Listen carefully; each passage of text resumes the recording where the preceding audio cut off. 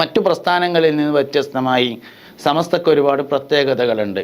മഹത്തായ സമസ്ത കേരള ജംഇയ്യത്തുൽ ഉലമക്ക് രേഖാപരമായ റിക്കാർഡിക്കലായി ജനറൽ ബോഡിയും സംവിധാനവും ഉണ്ടെങ്കിൽ പോലും സമസ്ത കേരള ജംഇയ്യത്തുൽ ഉലമയുടെ ജനറൽ ബോഡിയിൽ നിന്ന് മുഷാവറ തിരഞ്ഞെടുക്കുന്ന ഒരു രീതിയല്ല ഉള്ളത് എന്ന് നമുക്കെല്ലാവർക്കും അറിയും. 40 തലയെടുപ്പുള്ള വലിയ വലിയ മുദരിസന്മാരായ പക്വതയുള്ള തഖ്വയുള്ള വിലായത്തിൻ്റെ അഹ്ലുകാരായ ദുആക്ക് ഇജാബത്തുള്ള അഹ്ലുസുന്നത്തി വൽ ജമാഅയുടെ ആശയത്തിൽ അടിയുറച്ചു നിൽക്കുന്ന ഇതൊക്കെയാണ് മുഷാവറ അംഗങ്ങൾക്കുള്ള നമുക്ക് മനസ്സിലാകാൻ പറ്റുന്ന യോഗ്യതകൾ. അങ്ങനെയുള്ള 40 ആലിമീങ്ങളെ തിരഞ്ഞെടുക്കുകയും ഈ 40 ആലിമീങ്ങൾ കൂടിയിരുന്നു കൊണ്ട് ഏതെങ്കിലും ഒരു വിഷയത്തിൽ ഒരു തീരുമാനമെടുത്താൽ ആ തീരുമാനത്തെ അംഗീകരിക്കുന്ന ആളുകൾക്കാണ് സമസ്തക്കാർ എന്ന യഥാർത്ഥത്തിൽ പറയുന്നത്. അല്ലാതെ 10 റുപ്യയോ 100 റുപ്യയോ കൊടുത്തിട്ട് സമസ്തൻ്റെ മെമ്പർഷിപ്പിന് ഒരു അപേക്ഷാ ഫോം പൂരിപ്പിച്ചു കൊടുത്തിട്ട് അതിൽ ആ അപേക്ഷ സ്വീകരിച്ചതിന് ശേഷം SKSF-ൻ്റെ SYS-ൻ്റെ ഒക്കെ മെമ്പർഷിപ്പ് കിട്ടുമ്പോൾ അല്ലെങ്കിൽ ഒരു കാർഡ് കിട്ടിയിട്ട് അതിമൊരു നമ്പറൊക്കെ ഉണ്ടാവും, സമസ്തയുടെ മെമ്പർഷിപ്പ് നമ്പർ ഇത്ര എന്നൊന്നും പറയുന്ന ഒരു രീതിയല്ല സമസ്ത കേരള ജംഇയ്യത്തുൽ ഉലമക്കുള്ളത്. 40 ആലിമീങ്ങൾ, തലയെടുപ്പുള്ള 40 ആലിമീങ്ങൾ ചേരുന്നു, അവരുടെ തീരുമാനങ്ങൾ അംഗീകരിക്കുന്നു. ഈ അവരുടെ തീരുമാനങ്ങൾ അംഗീകരിക്കുക എന്ന് പറയുന്നതിന് ചില രഹസ്യങ്ങളുണ്ട്. ഒന്ന്, ബാത്തിലിൻ്റെ പേരിലോ ലലാലത്തിൻ്റെ പേരിലോ 40 ആലിമീങ്ങൾ ഒരുമിക്കുകയില്ല എന്നതാണ് നമ്മൾ അവരെടുക്കുന്ന തീരുമാനത്തിൽ ഉറച്ചു നിൽക്കാനുള്ള ധൈര്യം.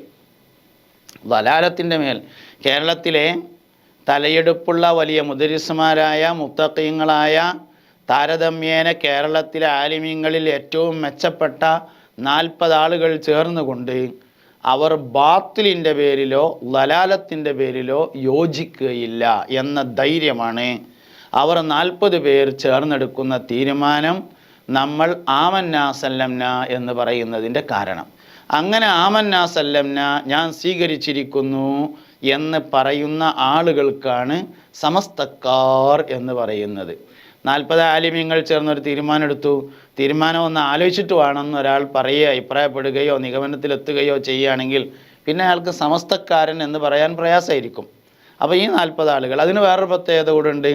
ഈ 40-ൽപ്പെട്ട ഒരാൾ മരണപ്പെട്ടു എന്ന് വിചാരിക്കുക, എന്നാൽ ഒരു ക്രൗഡിൽ നിന്ന്, വലിയൊരു സമൂഹത്തിൽ നിന്ന് എലക്ഷൻ വഴിയായി ഒഴിവ് വന്ന ഒരു സീറ്റിലേക്ക് തിരഞ്ഞെടുപ്പ് നടത്തലല്ല രീതി.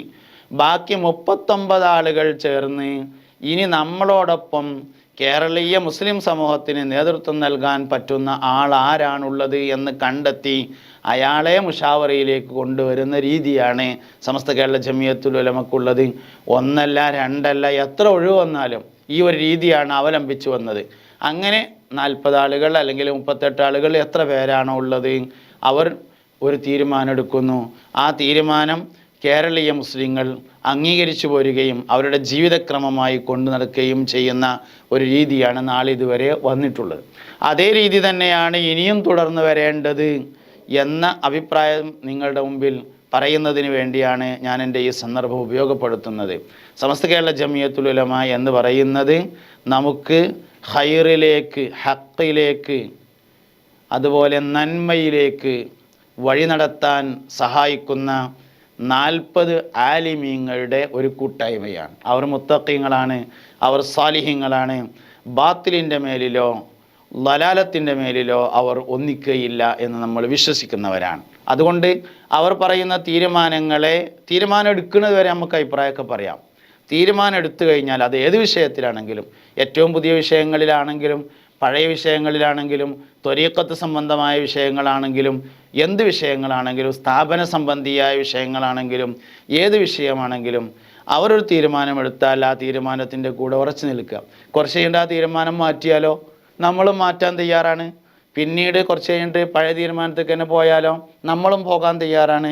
അങ്ങനെ തയ്യാറുള്ള ആളുകൾക്കാണ് സമസ്തക്കാർ എന്ന് പറയുന്നത്.